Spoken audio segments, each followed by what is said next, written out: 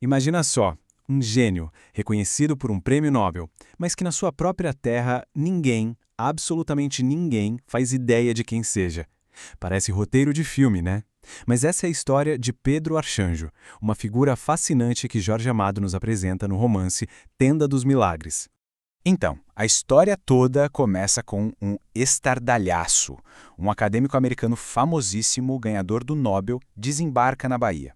E aí, para surpresa geral, ele anuncia que o motivo da viagem era conhecer a cidade de um mestre, um intelectual local que para ele estava entre os maiores do mundo. Essa declaração, claro, causou um rebuliço daqueles. A imprensa, os acadêmicos, a elite cultural, ficou todo mundo se olhando sem entender nada. O nome Pedro Arcanjo começou a ecoar por todo lado, mas ninguém mesmo, parecia saber de quem se tratava. E é aqui que a coisa fica mais profunda. A gente vai mergulhar nesse abismo que existia entre a lenda que o mundo tinha acabado de descobrir e o homem real, cuja vida era muito, mas muito diferente do que se imaginava. Olha só que contraste. De um lado, a gente tem a visão do Levinson, o Nobel, que imaginava um professor distinto. Do outro, a realidade fria e crua de um relatório policial da época que o definia de forma bem simples: pardo, paisano e pobre. Duas versões completamente diferentes para um mesmo homem. Pois é, a verdade é ainda mais surpreendente. A ligação dele com a universidade existia, sim, mas não como professor. Pedro Arcanjo era bedel na faculdade de medicina. Um funcionário, um contínuo, vivendo totalmente à margem daquela elite com a qual, olha que ironia, ele seria comparado. Isso levanta uma pergunta fundamental, né? Se ele não era um acadêmico, se não frequentou os círculos intelectuais, de onde é que veio todo aquele conhecimento, a ponto de impressionar um ganhador do prêmio Nobel?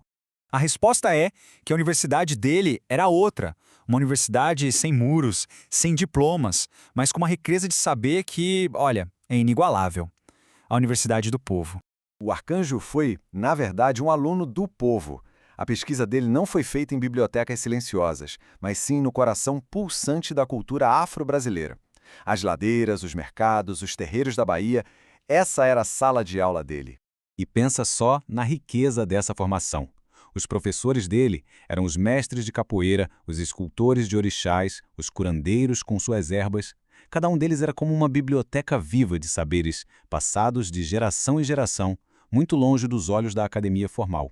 E o centro desse projeto todo, a reitoria dessa universidade, não era um prédio chique, não. Era a Tenda dos Milagres, uma gráfica pequenininha e pobre, onde ele e o amigo dele, Lídio Corrô, publicavam os trabalhos na raça, com muito esforço. Só que essa vida intelectual tão rica contrastava de uma forma violenta com a realidade dura do dia a dia dele. Vamos agora dar uma olhada na vida e na obra desse intelectual esquecido. Ele escreveu 4 livrinhos, sabe? Onde ele documentava a alma do povo baiano, a mistura de raças, o jeito de viver, a comida, as festas.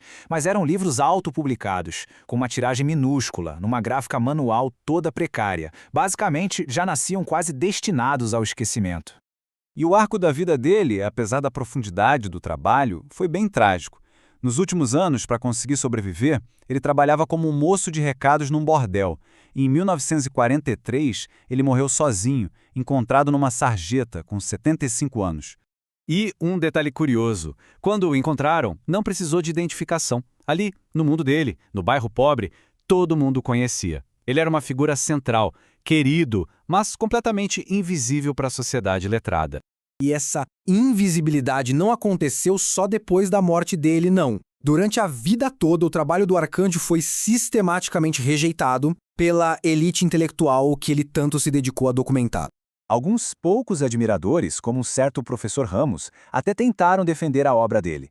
Mas, como o próprio professor conta, era só porta na cara. Ele foi de editor em editor, mas ninguém se interessava. Rejeição constante.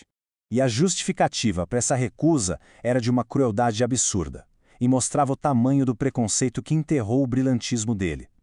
Um diretor de universidade chegou a dizer que o trabalho do Arcanjo era, e aqui eu cito, as baboseiras de um negro bêbado, desqualificando o homem e a obra pela cor e pela origem. Pois é, e é aqui que a história dá uma volta completa e nos traz para a ironia final de tudo isso. O verdadeiro milagre por trás da sua redescoberta. Foi só preciso que um estrangeiro importante chegasse para que os guardiões da cultura aqui no Brasil finalmente prestassem atenção. De uma hora para outra, o Bedeu Esquecido virou um tesouro nacional, celebrado pelas mesmíssimas instituições que o ignoraram e desprezaram a vida inteira.